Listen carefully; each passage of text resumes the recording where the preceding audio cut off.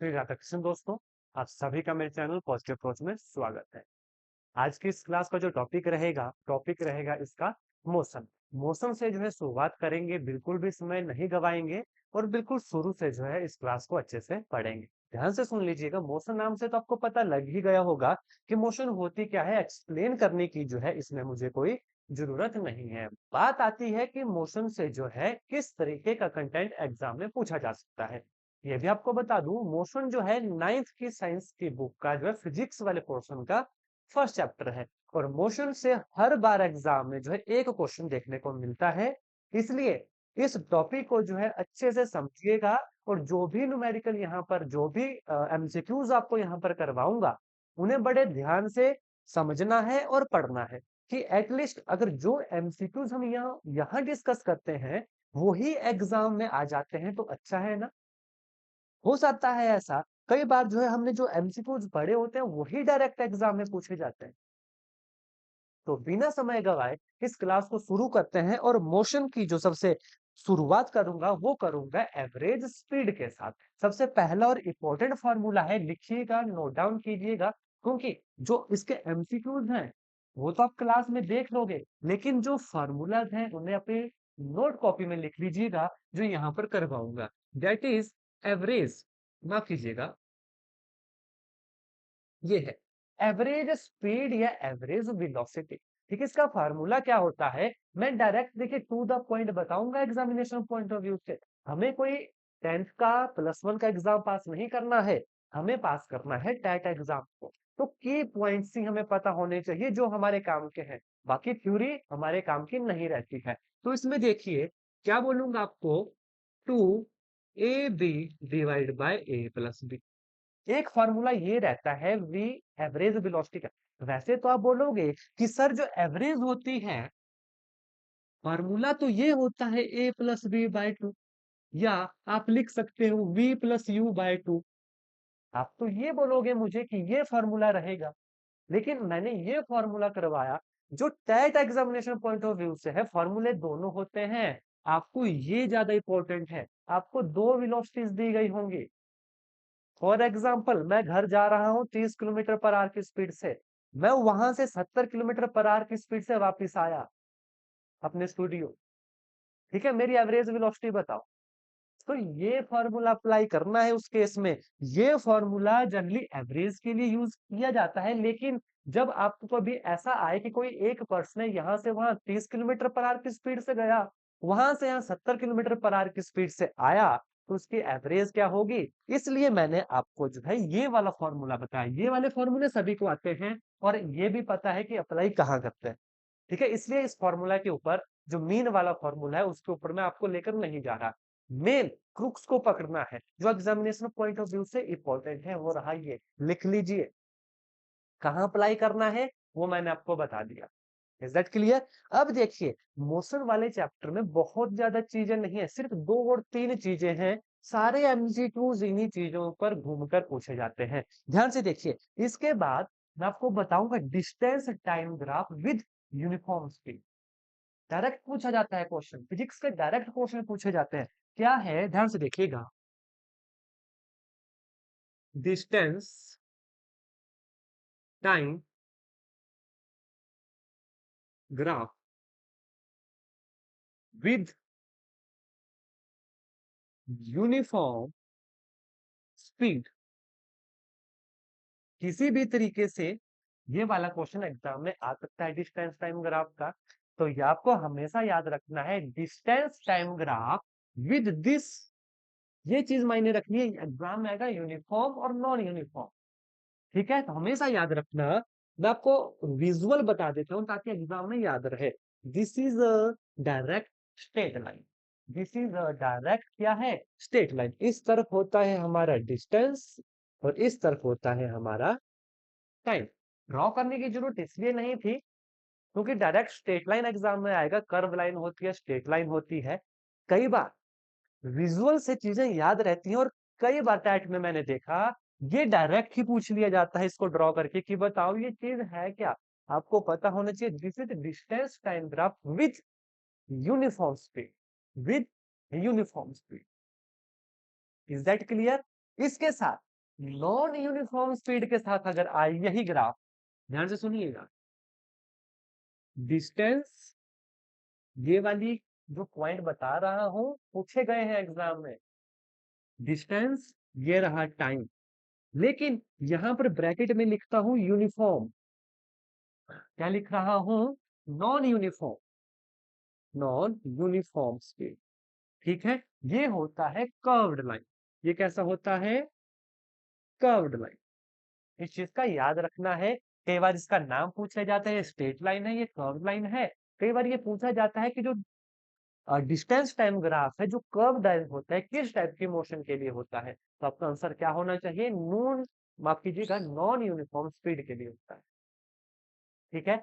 अब इसमें जो बेसिक है कि वेलोसिटी क्या होता है, डिस्टेंस ओवर टाइम, वो मैं अंडरस्टूड है कि आपको ये चीज आती होगी, मैं इसको ज्यादा डिस्कस नहीं करूंगा, क्या है, मोशन में वेलोसिटी आती है, क्या होता है, डिस्टेंस ओवर टाइम, क्या होता है, डिस्टेंस ओवर टाइम होता है, ये तो सभी को पता है, कई बार वेलोसिटी को यहाँ पर क्या ले लिया जाता है, स्पीड ले लिया जाता है फॉर्मूले में, यहां से कई बार डिस्टेंस निकालने को पूछा जाता है, कई बार टाइम निकालने को पूछा जाता है, वो जब एमसीक्यू डिस्कस करेंगे मैं आपको बता दूंगा, ठीक है। इसके साथ एक और इंपॉर्टेंट ग्राफ मैं बता दूं जो इस मोशन वाले चैप्टर में जो है और टैट एग्जाम के लिए बहुत इंपॉर्टेंट है, ग्राफ है वेलोसिटी टाइम ग्राफ, क्या है, VT graph, velocity time graph, ध्यान से देखिएगा, velocity time graph for uniform, ये जो यूनिफॉर्म और नॉन यूनिफॉर्म है ना, इन नाम को मैं चाहूंगा कि आप रट लीजिए कि यूनिफॉर्म के लिए क्या होगा, नॉन यूनिफॉर्म के लिए क्या होगा, इन्हीं पर सबसे ज्यादा कंफ्यूजन जो है एग्जाम में बनता है, VT graph for uniform motion, VT stand for velocity time graph, ठीक है, ध्यान से देखिएगा,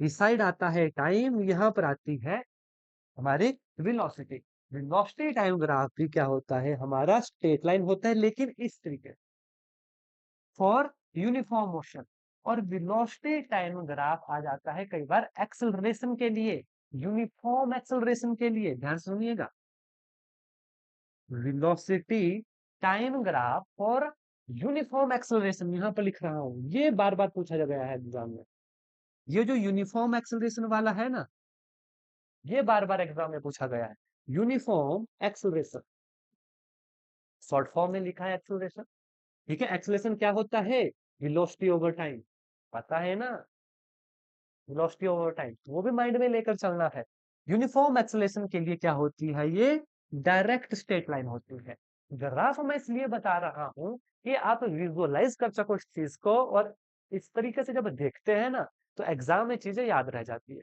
क्योंकि अभी तो पहला दिन है और आपने देख लिया कितना कंटेंट जो है आपके पास जो पहुंचा होगा, हर एक कंटेंट को साथ के साथ पढ़ते चलिएगा, जिस दिन एग्जाम होगा हमारा आप खुद देखोगे कि कितना कंटेंट आपके पास है और किस तरीके का आपका स्कोर जो है रहने वाला है, शर्त एक है, पढ़ना पड़ेगा, डेली पढ़ना पड़ेगा, और संडे जिस दिन क्लास नहीं लगेगी उस दिन जो है उस वीक का सारा जो है क्या करना है, रिवाइज करना है, इसके साथ मैं आपको बता दूं, फिर आगे चलता हूं, देखिए फिजिक्स के फर्स्ट लेक्चर है, इससे पहले, इस क्लास से पहले आपने ग्रुप में देखा होगा आपको बहुत सारी पीडीएफ्स मिली होंगी, सिलेबस की, नोट्स की, इससे पहले वो लगभग 2-3 दिन पहले अपलोड की जा चुकी हैं, तो उनको जो है बिल्कुल पढ़ लेना है सभी को, उससे दो फायदे मैंने आपको बताए थे, नंबर वन, जब इन चीजों को पढ़ोगे आपके माइंड में वो चीजें टच हो गई होंगी, क्योंकि इन पीडीएफ में वो सारी चीजें बिल्कुल शॉर्टकट जो है टच कर ली गई हैं, बिल्कुल शॉर्टकट, और जब आप यहाँ पर पढ़ोगे बिल्कुल पक्की याद हो जाएंगी आपको, और जब रिवीजन करोगे फिर आपको भूलने से, आपको याद करने से कोई रोक नहीं सकता, और एग्जाम में अच्छे मार्क्स लेने से कोई रोक नहीं सकता। इसके साथ यूनिफॉर्म मोशन में तीन फार्मूले इंपॉर्टेंट है, तीनों फार्मूले हैं हमारे डिस्टेंस के, एक है वेलोसिटी का, तीनों फार्मूले पढ़ लेने हैं, बहुत इंपॉर्टेंट है, v that is equal to u plus a t, दूसरा है डिस्टेंस का, क्या होता है s ut प्लस हाफ ए टी स्क्र, तीसरा है हमारे पास डिस्टेंस का ही है formula, 2as is equal to v square minus u square. v जहां पर फाइनल वेलोसिटी, u जहां पर इनिशियल वेलोसिटी, a जहां पर एक्सेलरेशन, s जहां पर डिस्टेंस। इससे बोल दूं, v हमारे पास फाइनल वेलोसिटी, u हमारे पास इनिशियल वेलोसिटी, s हमारे पास डिस्टेंस, a हमारे पास एक्सेलरेशन। सेम केस यहां पर, t यहां पर क्या होगा, टाइम होगा। ये तीनों फॉर्मूले मैंने क्यों बताए? क्योंकि फिजिक्स में न्यूमेरिकल भी पूछे जाते हैं, इसलिए ये तीन फॉर्मूले मैंने आपको बताया। जो जो गिवन होगा उस आधार पर कोई भी फॉर्मूला लगा दीजिएगा, आपका आंसर अपने आप निकलेगा। लेकिन तीनों फार्मूला याद होने चाहिए, बिना देखे एक बार मेरे साथ रिपीट कर लीजिए। एक बार मेरे साथ रिपीट कर लीजिए, v is equal to you plus a t. दूसरा डिस्टेंस का, s is equal to u t plus half A t square. तीसरा, 2as is equal to v square minus u square. बस याद हो गया। ये था पूरे चैप्टर का क्रूक्स जिसको कहते हैं।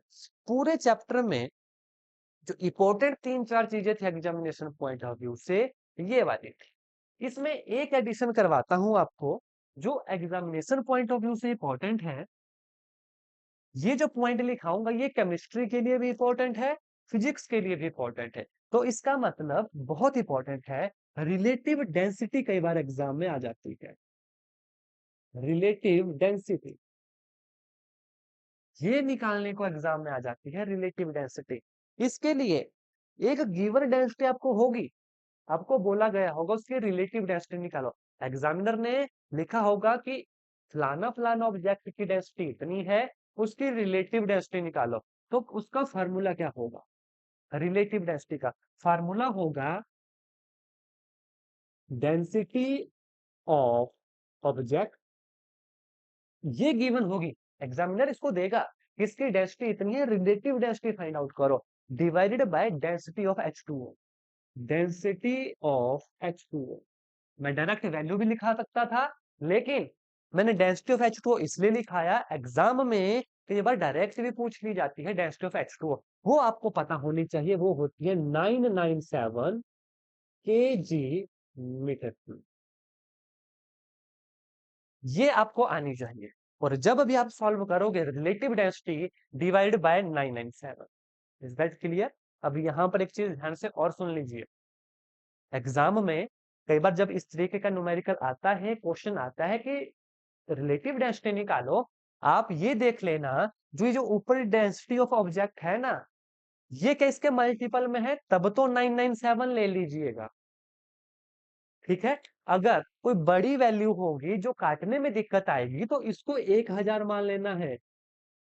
1000 मान लीजिएगा, आपका डिवीजन आसान हो जाएगा, और उसके अकॉर्डिंग उसके आसपास की जो वैल्यू होगी, ध्यान से देखिए, 997 से डिवाइड होना था, लेकिन आप 1000 से डिवाइड कर रहे हो।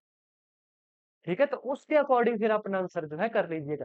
क्यों कह रहा हूं? क्योंकि देखिए 997 से जब डिवाइड करोगे आप ना, तो आपको दिक्कत आएगी डिवाइड करने में। इसलिए डायरेक्ट 1000 से डिवाइड कीजिएगा, या तो डायरेक्ट ही आंसर मिल जाता है, क्योंकि कई बार जो एग्जामिनर में क्वेश्चन पुट होता है ना, 1000 करके जो है उसकी वैल्यू होती है, लेकिन जो एग्जैक्ट है वो है 997। इस चीज का खास ख्याल रखना है। ठीक है, ये था देखिए हमारे मोशन वाले चैप्टर में कुछ इंपॉर्टेंट चीजें। मुझे नहीं लगता कि ये चीजें अब आप जो है एग्जाम में भूल पाओगे। ठीक है, अब हम इस चैप्टर के एमसीक्यूज करेंगे, और देखेंगे क्या ये एमसीक्यूज हमें आते हैं। आपको आइडिया लगेगा, अच्छा इस तरीके के क्वेश्चन जो है एग्जाम में पूछे जा सकते हैं। ठीक है, तो देखिएगा एमसीक्यूज आपकी स्क्रीन के ऊपर ये रहे, एक सेकंड दीजिए, एक सेकंड दीजिएगा।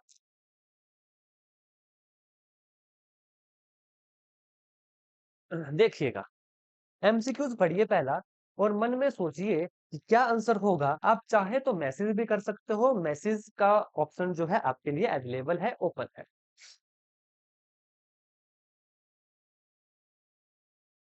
पढ़िएगा, क्वेश्चन बिल्कुल आसान क्वेश्चन है, और फटाफट ये एमसीक्यूज डिस्कस करने हैं, ताकि एग्जाम के लिए प्रैक्टिस हमारी होती रहे कि इस तरीके से जो है क्वेश्चन सॉल्व किए जाते हैं। देखिए, पहला है, फटाफट सॉल्व करेंगे। मीटर पर square is the SI unit of, ये किसकी एसआई यूनिट है क्या आप जानते हो? मीटर पर सेकंड स्क्वायर। वैसे तो मैं डायरेक्ट इसका आंसर आपको बता दूं, मीटर पर सेकंड स्क्वायर की यूनिट क्या होती है, डायरेक्ट यूनिट बता दूं, एक्सेलरेशन। लेकिन निकाली कैसे मैंने, निकाली कैसे, ध्यान से सुन लीजिए। इस क्वेश्चन के लिए बता रहा हूं, एग्जाम में सीधी आनी चाहिए आपको। देखिए, सबसे पहले होता है डिस्टेंस, यूनिट मीटर, सभी को पता है एसआई यूनिट की बात हो रही है। Is that clear? उसके बाद आती है वेलोसिटी। हर एक चीज बता देता हूं आपको। वेलोसिटी क्या होती है? Distance over time, metre over second, that is metre per second. ये किसकी हुई? वेलोसिटी। उसके बाद आती है एक्सेलरेशन। क्या होती है? Velocity over time. वेलोसिटी कितना है?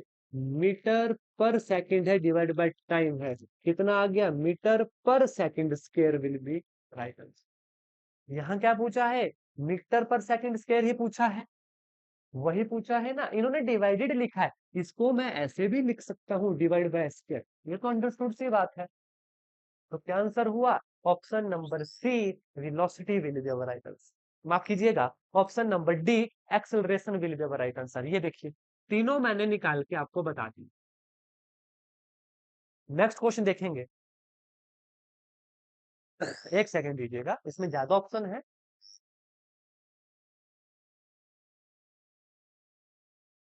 देखिएगा, सारे ऑप्शन पढ़िएगा आराम से, बिल्कुल ध्यान से क्वेश्चन पढ़ना है, बिल्कुल भी जो है पैनिक नहीं होना है। क्वेश्चन आसान है सारे, ध्यान से देखिए क्वेश्चन।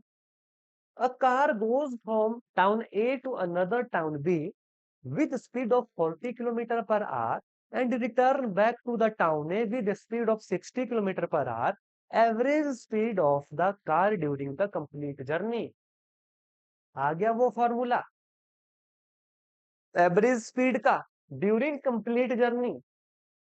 बुक में आप देखोगे इस टाइप के क्वेश्चन या कहीं और तरीके से किया गया है, अपने डायरेक्ट फार्मूला लगाना है। क्या होगा फार्मूला क्वेश्चन नंबर 2 के लिए? 2ab divide by a plus b. Formula क्यों लिखा? आपकी नजर पड़े, नजर पड़ोगी, आपको हमेशा के लिए याद रखेगा। लगा लीजिए, 2 × स्पीड ए कितनी है? 40 है। स्पीड बी कितनी है? 60 है। डिवाइड बाय 40 × 60 कितना हो गया? 6 चौके 24, 24 × 2 = 48, 2 0। डिवाइड बाय 40 × 60 100, कितना आ गया? 40। माफ कीजिएगा, ये विजिबल नहीं है इसके आगे, देखिएगा। 4 2 8, 6 चौके 24 2 = 48, 100/100, 0 से 0, 48 km/h। ये आगे हमारी एवरेज स्पीड या एवरेज वेलोसिटी जो भी जो है लिखा गया। तो यहाँ पर देखिए फॉर्मूला लग गया। इस टाइप के छोटे छोटे न्यूमेरिकल फिजिक्स में जो है पूछ लिए जाते हैं। नेक्स्ट क्वेश्चन की तरफ चलेंगे, और इसका आंसर जो है आप मुझे दोगे। मैसेज वाला सेक्शन आपके लिए ओपन है, आंसर आ जाना चाहिए। Rate of change of displacement with time is called. Rate of change of displacement, जल्दी से बता दीजिए। Rate of change of displacement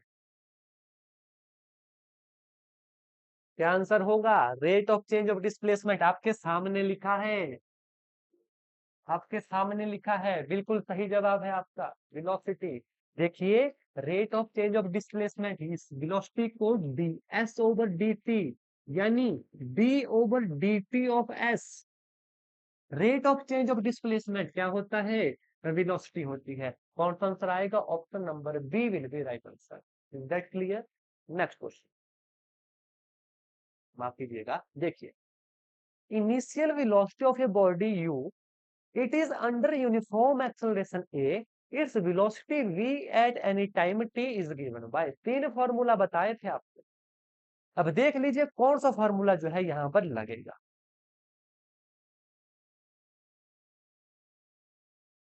जल्दी से ध्यान से क्वेश्चन पढ़िए और देखिए कौन सा फॉर्मूला यहां पर लगेगा। इनिशियल वेलोसिटी v, देखिए v is equal to you plus a t, क्या कुछ ऐसा फॉर्मूला पढ़ा? दूसरा v is equal to you plus half A T square, ये तो बिल्कुल नहीं पढ़ा। क्यों नहीं पढ़ा? क्योंकि ये था डिस्टेंस का s is equal to ut plus half a t square. तीसरा सी, ये हमने पढ़ा है C that is equal to, माफ कीजिएगा, C option, v is equal to u plus 80 will be our right answer. देखिए ये डायरेक्ट क्वेश्चन है, बिल्कुल डायरेक्ट क्वेश्चन है, और ये तो वो क्वेश्चन अभी तक आ रहे हैं जो इससे पहले हमने छोटी सी इतनी सी थ्योरी पढ़ी, उससे ये क्वेश्चन है। जो क्वेश्चन थोड़े से थ्योरी के बाहर होंगे उनको आपको पढ़ना पड़ेगा, तभी जाके वो एग्जाम में सॉल्व होंगे। Is that clear? क्योंकि देखिए फिजिक्स के कुछ क्वेश्चन, केमिस्ट्री के मैक्सिमम सभी क्वेश्चन ऐसे होते हैं जो पढ़े हो तभी सॉल्व होंगे, आपको या तो आते होंगे या तो नहीं आते होंगे। मैथ का थोड़ा सा अलग, सॉल्व करना पड़ेगा। आपको लगेगा क्वेश्चन आता है, सॉल्व नहीं हुआ, गलत हो जाएगा। आपको लगेगा क्वेश्चन हमें नहीं आता, सॉल्व करने बैठोगे कई बार आंसर आ जाता है।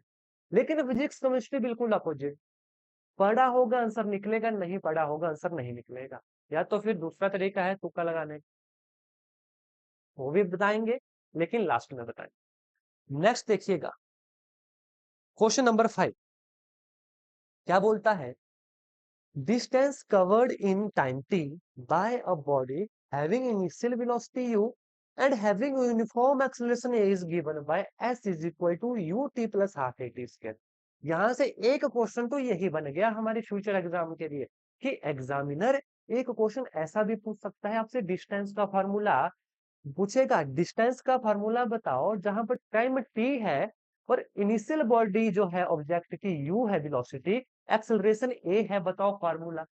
आपको आना चाहिए S is equal to you plus half A T square.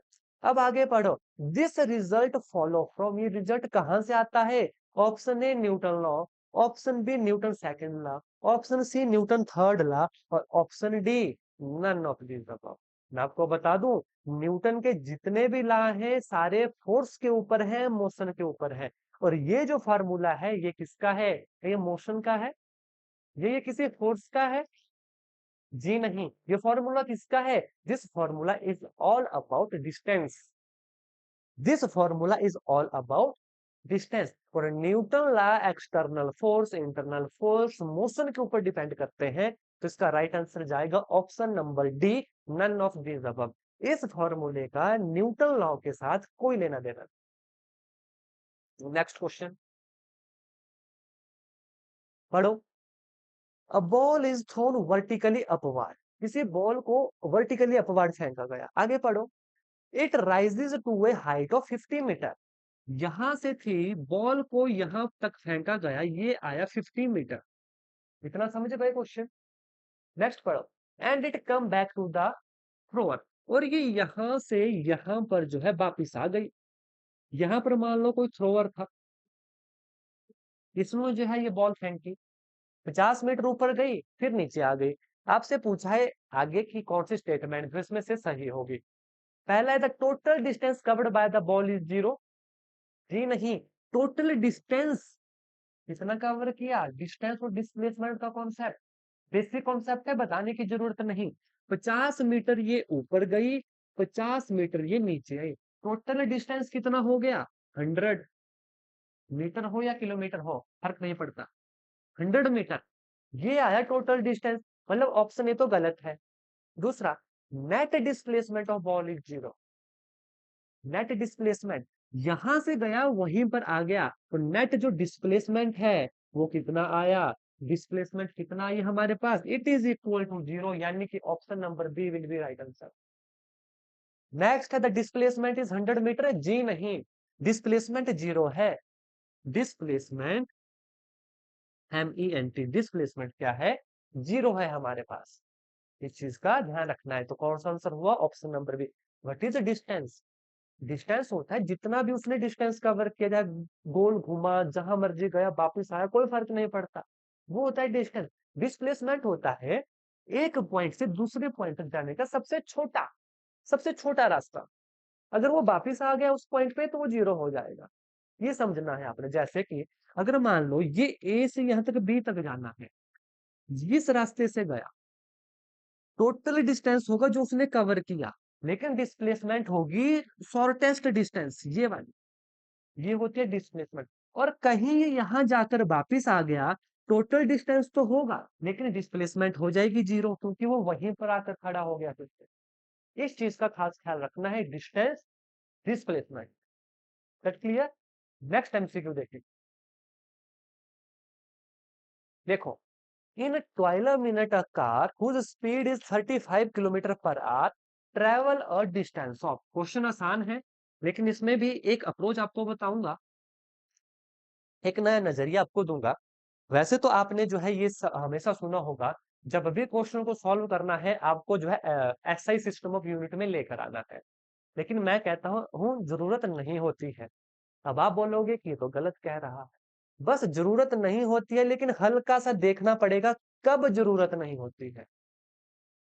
जब क्वेश्चन की सारी यूनिट्स ही सेम हो, जो भी वैल्यू दी गई है आपको चेंज करने की जरूरत नहीं होती। इस क्वेश्चन को दो तरीकों से सॉल्व करवाऊंगा, जो अच्छा लगेगा वो अपना लीजिएगा। फिर आगे वाले क्वेश्चन फटाफट करेंगे, ज्यादा समय नहीं लगाएंगे, ठीक है?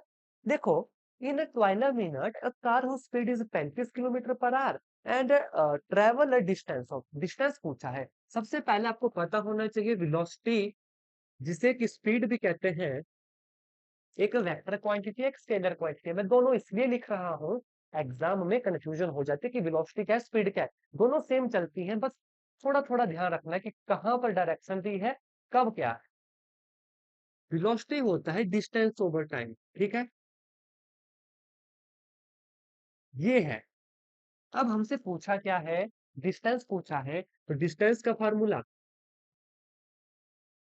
फार्मूला होता है स्पीड इनटू टाइम, या वेलोसिटी इनटू टाइम कर लीजिए, कोई फर्क नहीं पड़ता। जब तक वेलोसिटी में डायरेक्शन ना दी जाए तब तक कोई फर्क नहीं पड़ता है, ठीक है? देखो, ये फार्मूला तो लगेगा यहाँ पर, एक तो ये सभी को आता है, बताने की जरूरत नहीं थी वैसे। अब देखिए दूसरा, सॉल्व करते हैं। क्या है, distance is equal to speed into time. Speed कितनी है, 35 किलोमीटर पर आर है। उसको क्योंकि 12 मिनट दिया गया, उसको मिनट में बदल दीजिए। 35/60 मल्टीप्लाई बाय टाइम कितना है, 12, मल्टीप्लाई बाय टाइम कितना है हमारे पास, 12 है। 6 1 जार 6, 6 2 जार 12, कितना आ गया, 35 2 70 जीरो था, जीरो से हो गया कितना गया, 7 kilometre. Will be our right answer. कौन सा ऑप्शन है, ऑप्शन नंबर ए। आंसर भी लिखा हुआ है, option number A will be right answer. एक तरीके का ये, बस गलती से बचना है। देखिए, आर को सिर्फ मिनट में बदला, क्यों? क्योंकि किलोमीटर में ही हमारे पास जो है स्पीड दी गई थी और 12 मिनट दिए गए थे। अदरवाइज जो इसका तरीका है करने का, मीटर पर सेकंड में कन्वर्ट करना ही पड़ेगा, वो भी बता देता हूँ। कई बार मैथमेटिक्स में सिंप्लीफिकेशन के लिए जो है कन्वर्सन वाले क्वेश्चन आ जाते हैं, इसलिए वो यहाँ पर सीख लीजिए, वहां पे भी काम आएंगे। क्या बोला है, ध्यान से देखिए, 35 किलोमीटर पर आवर है, इसे मीटर पर सेकंड में बदलना है। 35 किलोमीटर यानी 1000 मीटर, आर को सेकंड में बदलना, 1 घंटे में 60 × 60 3600 सेकंड होते हैं। अब बनिए मीटर पर सेकंड भाई, अब बनाइए मीटर पर सेकंड, ठीक है? अब क्या आएगा, देखो इस क्वेश्चन को यहीं पर करता हूं, ठीक है? मल्टीप्लाई बाय किसके साथ, किसके साथ मल्टीप्लाई करना है हमें, 12 मिनट के साथ। 12 मिनट के आपको क्या बनाने पड़ेंगे, सेकंड। 12 × 60 ये बनाने पड़ेंगे। इसे सॉल्व करते हैं, देखते हैं। जीरो से जीरो, इस जीरो से ये जीरो, ठीक है? किससे कटेगा, 6 से का लेते हैं, 6 1 जार 6, 6 6 जार 36, और 6 2 12, कितना आ गया, 35 2 70, 2 जीरो, ये 7000 मीटर आ गया, क्योंकि मीटर पर सेकंड में कन्वर्ट किया। अब मीटर में आंसर होगा वो देख लीजिएगा, ये भी किसके बराबर होता है, 7 किलोमीटर के बराबर होता है। लेकिन यहाँ पर मेरा बताने का मकसद क्या था आपको, क्वेश्चन दोनों तरीकों से सॉल्व होगा, लेकिन आप खुद कैलकुलेशन देख लीजिए कहां पर ज्यादा, कहां पर ज्यादा है। गलती से नहीं बच, माफ कीजिए, गलती से बचना है, बिल्कुल भी रिस्क नहीं लेना है, ट्रेडिशनल मेथड से जाओ। आइडिया है तो यूनिट में सेम यूनिट है तो सॉल्व कर सकते हो, कोई दिक्कत नहीं होगी। बस देख लीजिएगा थोड़ा कि किस तरीके से जो है क्वेश्चन आया। ऐसे क्वेश्चन बिल्कुल गलत नहीं होने चाहिए। कर लीजिए इस तरीके से सॉल्व, 20 सेकंड ज्यादा लगेंगे, 30 सेकंड ज्यादा लगेंगे, एटलीस्ट क्वेश्चन बिल्कुल ठीक हो। इस तरीके से भी चाहते हो कर लीजिएगा आपके ऊपर। नेक्स्ट क्वेश्चन देखो, when a graph of one quantity versus another result in a straight line, quantities are both constant, equal, directly proportional, inversely proportional। आसान है क्वेश्चन, इसका आंसर आप ही मुझे बताओगे कमेंट सेक्शन में, जल्दी से बता दीजिए।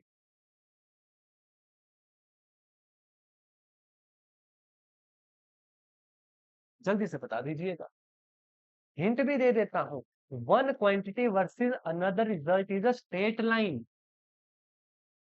One quantity versus another quantity is a straight line. क्या रिप्रेजेंट करता है ये बता सकता है कोई? ये ग्राफ क्या रिप्रेजेंट करता है? ये रिप्रेजेंट करता है A is directly proportional to B. A बढ़ रहा है, हमारा बी बढ़ रहा है, देखिएगा डायरेक्टली प्रोपोर्शनल है। तो कौन सा ऑप्शन होगा? Option number C will be our right answer. ये क्वेश्चन देख लीजिए, माइंड में बिठा लीजिएगा, बड़ी मेहनत करके लेकर आया हूँ, टेट एग्जाम को एनालाइज कर करके क्वेश्चन लाया हूँ। ऐसे ही क्वेश्चन एग्जाम में आते हैं जिन्हें हम गलत करते हैं।